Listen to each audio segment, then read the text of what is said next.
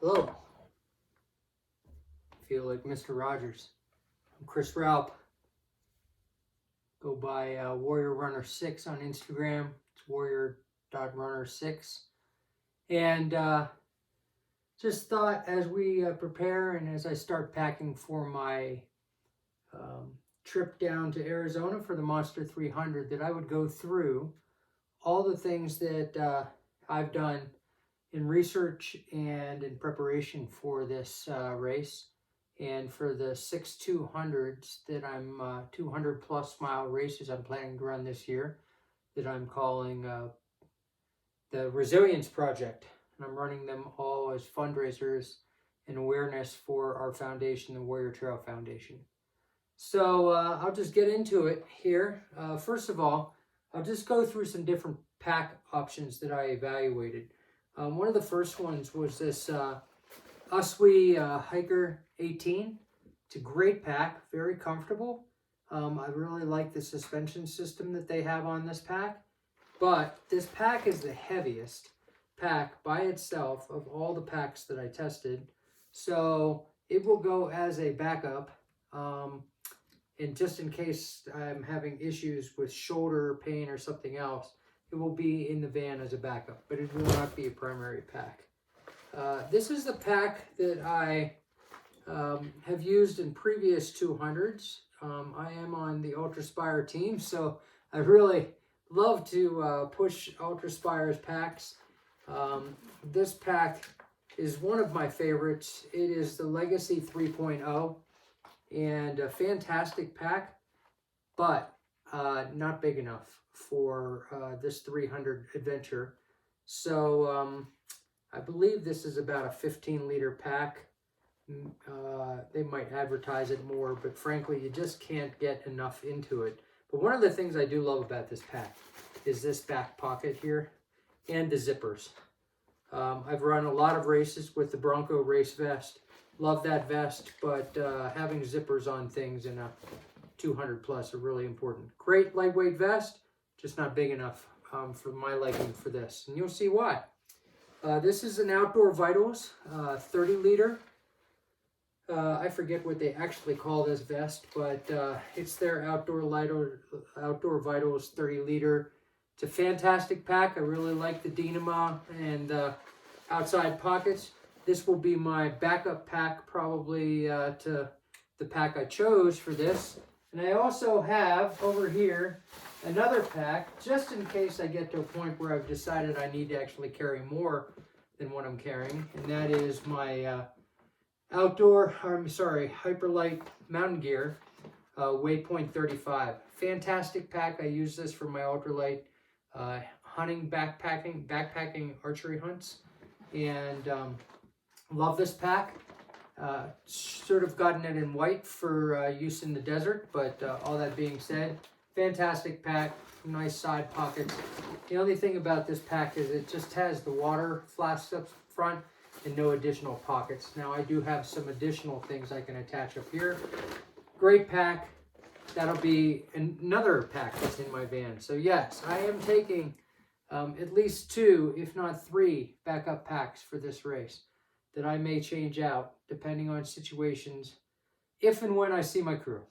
So, all of that being said, I am going to throw this down. But this REI camp wrap, like insulated poncho, is one of my favorite things for nighttime aid station stops. And if my crew's there, I love to grab this out of the van just to stay warm without necessarily having to completely change everything.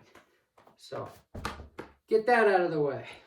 So let's talk about what's in the pack and what I'm planning to use. First of all, from a hydration standpoint, we have long stretches in this Arizona Monster 300, sometimes upwards, I think, of 22 plus miles, where we may or may not find any water in between. So depending on time of day and hydration needs, I have a really good idea of what kind of hydration needs I have in different circumstances, but honestly, it varies depending on effort and how much exposure you have to the sun. I can say that on the first day of Cocodona 2 years ago, I went through 8 liters of water. Unfortunately, was able to resupply and get a couple, but I still ran out of water about 4 miles, 5 miles from the top of Lane Mountain. So carrying water for me is not optional. I'm going to carry a lot during the day and much less at night because I just don't drink as much at night. That's all there is to it. One of my favorite, I do use Ultra Spires branded, Hydro Flask here and Hydro Pack. This is 2 liters. I really like this, and I like the way that this carries. It's not overly huge and does a nice job. I also love to work with Platypus and their filter. And the thing I like about the Platypus is when it's not full, it folds up to literally nothing and weighs almost nothing, which is a favorite thing that my ultralight backpacking friend John doesn't like when I say that. But and then this is the filter for that. We'll carry that along. That combined right there is 3 liters. I've got 500 each up front on my pack, and I have another 2 liter to go with. Frankly, I have enough water capability back there to carry 20 liters if I wanted to, but it won't all be in my pack at the same time. So, other things that I will have in my pack before I open the pack up and show you. I will have, I like these little night eyes, the little zipper pull. It's really sort of cool. You can just twist the back of this and turn that on, and that's a great emergency backup in night when you're going along and your headlamp dies and you just need a little bit of lamp, a little bit of light to get to your spare. As far as lighting, we'll talk about that because I'm going to spend at least half of this race at night. This is my emergency backup light. It's a Petzl, weighs about an ounce, not even, about 0.5 or 0.4 ounces, and it has a burn time of about 4 hours if it's not on high, but that's really just an emergency backup.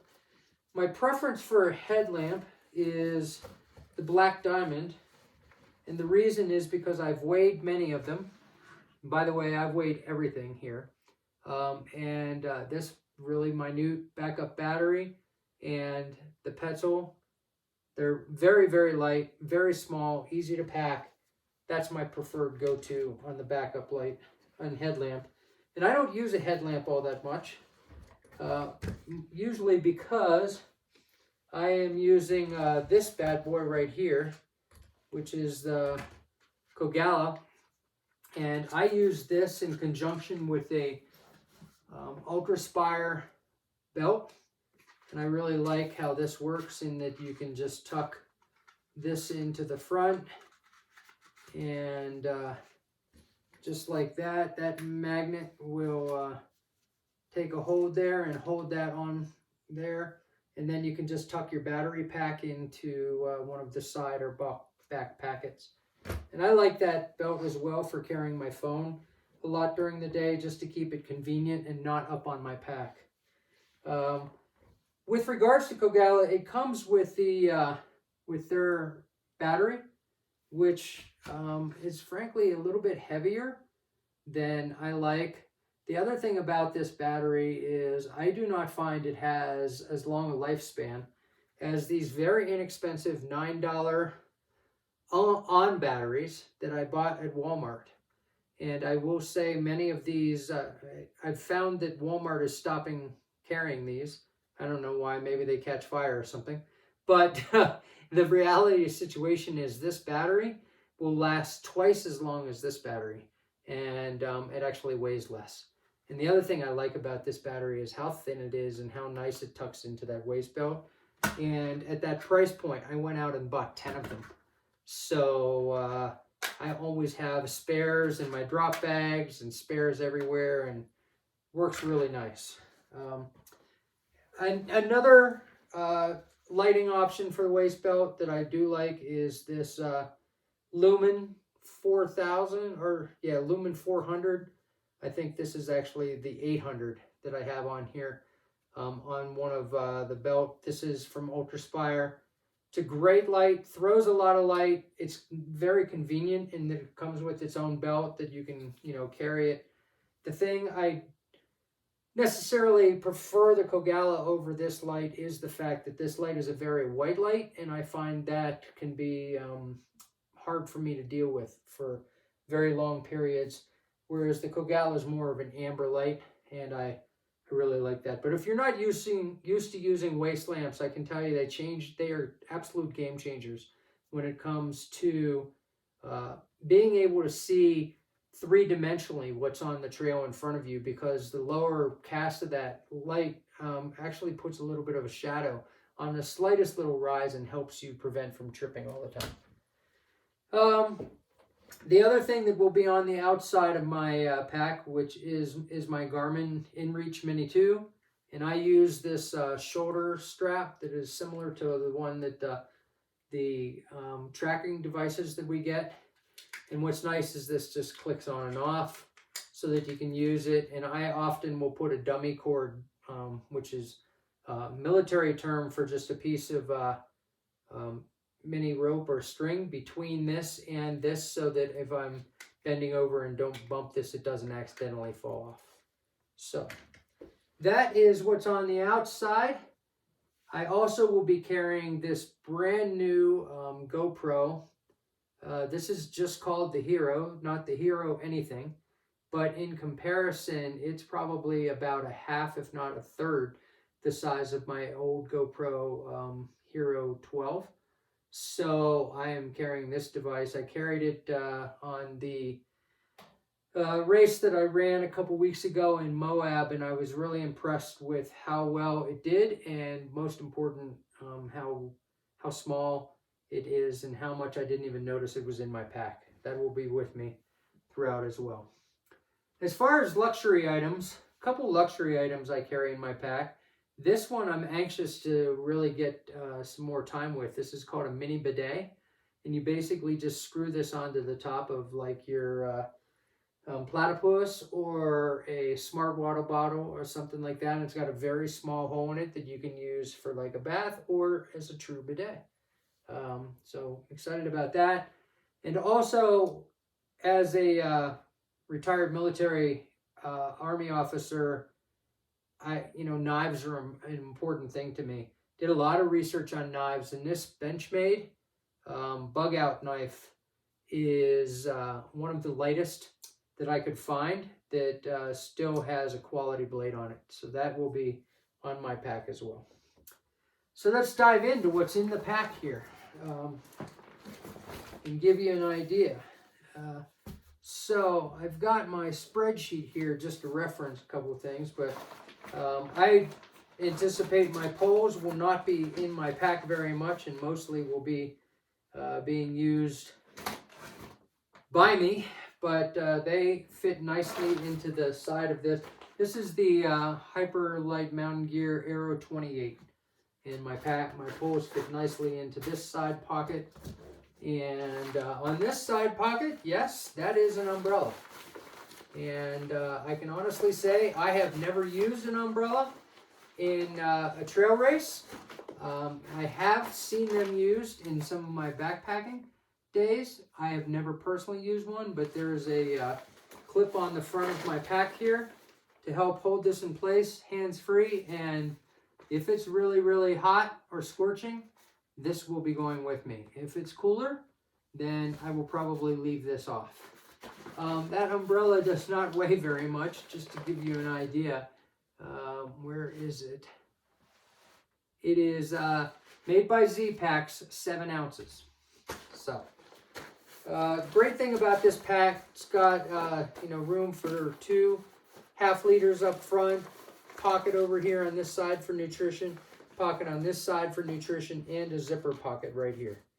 I have found that I can tuck my phone in either behind the water bottle or up here, and that's fine. But again, I prefer to use my phone on my waist, or I also have some shoulder pockets that I can put up here like this that are specifically designed to hold that. So Diving into the back of the pack. First of all, why did I choose this pack out off of all the others? This pack, empty, 17.2 ounces. It's just over a pound. It's fantastic from that standpoint. Practically waterproof because of the DEMA yeah, just a great pack. So what do I have in here? I have toiletries and all those things in this bag. I have, don't need those. In this bag, this is, right here is my full required gear kit, and I will go through that. I have in here my wag bag. I have in here my cataback gear. This is my bristlecone lightweight bivvy. And this bivvy is a complete zipper in bivvy with bug screen protection across the face. Not waterproof, but highly water resistant. 7 ounces. And then the bottom here, I have a 40-degree quilt from Hyperlight Mountain Gear. This quilt alone weighs 12.3 ounces. And I'll talk about how I plan to use that. And then this is a Z-Pax kilt, which frankly, in my opinion, is almost more useful than rain pants in a rainstorm, because the kilt comes down below the knee level, has a zipper on it. You can control how much leg opening you get, but it just blocks the wind, blocks the rain.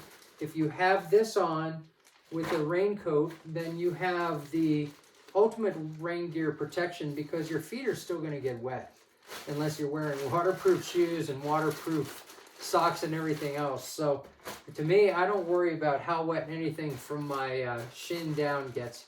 This kilt is the bomb, and it weighs 1.8 ounces. So those are the things that I carry in that pack. You can see this pack weighs nothing without those items in it.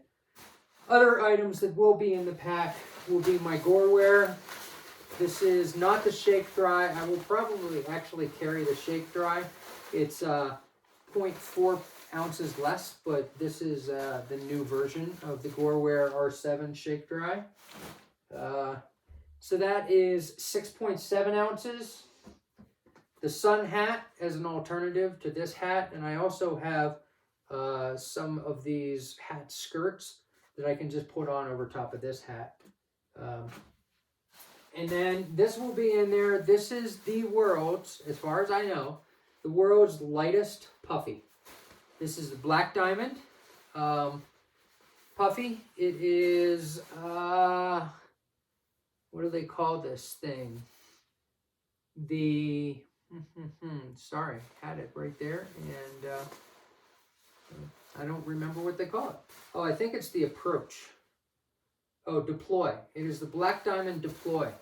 And this thing is 800 downfill, 5.2 ounces. Amazing, amazing piece of material. And then this is just sort of like a really nice, if I want it, just picked this up the other day, and this is a Patagonia R1. So really lightweight.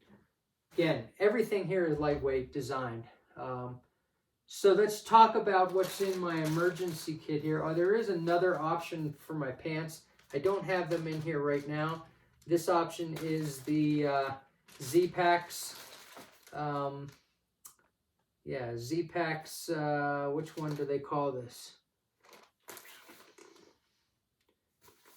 This is the, I forget the name of this, but whatever. This is Z-Pax wind pants. They are 2.6 ounces. So a heavy pant compared to what I have in this pack, which is actually the Montbell Tachyon, which is 1.87 ounces. So right here is all my required gear, all in one Ziploc bag, and I will go through that right now with you. So 500 calories. I have actually 520 calories right here. I have a pair of ultralight black diamond gloves. I have a backup headlamp and spare battery. I have a buff in lieu of a hat because I'm always wearing a wind shirt or puffy, and that's in here. And I'll always have a hat on anyway. My escape blanket, which I actually don't really need to carry because I'm carrying my bivvy, but just in case I decide to take my bivvy out for a segment, I want to make sure I always have that with me. And then this is the Montbell Tachyon pants. Look at that. 1.87 ounces. Wind pants. And this is my Gore Shake Dry. So right in here, everything except for the insulating layer fits into that bag. The insulating layer being that 5-ounce black diamond, or whatever else I choose to use. It might be the Patagonia R1. My favorite sun shirts are the Rabbit UPF 50 sun shirts, which come in at 5.1 ounces. I use those as an insulating layer under my shake dries quite a bit as well. So you can see just all of that with the insulating layer thrown in there. My mandatory gear, I should say without the insulating layer, my mandatory gear, no, I'm sorry, do have it in there. All of it with the insulating layer and everything, 28 ounces, all inside of here. Minus that puffy, which I could get to fit in there if I wanted to. And all told, with the things that I've covered right here, I guess I didn't mention that I do have an emergency first aid kit in there. In my toiletries bag or ditty bag, I also have some emergency first aid stuff, some lube, TP, a trowel, as necessary, different things. We're to be using wag bags, so I guess the trowel won't be needed there. Chapstick, sunscreen, bug stuff, and I also will have my bug net in there. I highly doubt I'm not going to need that in Arizona, but I pack as if I'm, going to need it, because nothing worse than being out there and being eaten alive. And that is it. I don't think that I have anything else to carry or cover. I will say I am a Topo Athletic Ultraventure 3 or 4 person. I highly recommend the use of Dirty Girls or some form of gaiter to keep the dust out. Injinji socks, toe socks, I use the Ultra midweight, and as I mentioned, rabbit gear. I will mention these other 2 items here that I have out. I wear sun gloves quite a bit in the desert, and sleeves, sun sleeves. And for night, what's nice is if you don't want to carry heavier gloves for night, you can actually get away with just using those sun gloves and these ultralight Gore mittens that just go over top of any other glove that you wear. And a lot of times this is actually all you need just to keep the body heat in. And what's nice about them is they're 100% waterproof. So, from my Gorewear Shake Dry to these to my kilt, I am waterproof all the way down to there. And if I had to put on my rain pants, I could. But again, I never worry about what's happening with my calves and below, because it's getting wet anyway, even if you are wearing rain pants. So that's it. I know it was sort of lengthy, but I hope that that's helpful to those out there that are asking the questions about what pack should I be using, what should I be carrying, what should I, be prepared for. All told, with all of the things that I've got put together here, 4 liters of water and everything else, I'm at somewhere between 14 and 18 pounds with a full pack of everything that I would need to survive for multiple sections, let alone one 20-mile section. So, and that's the end of my video. So thank you very much. If you have any questions, just reach out.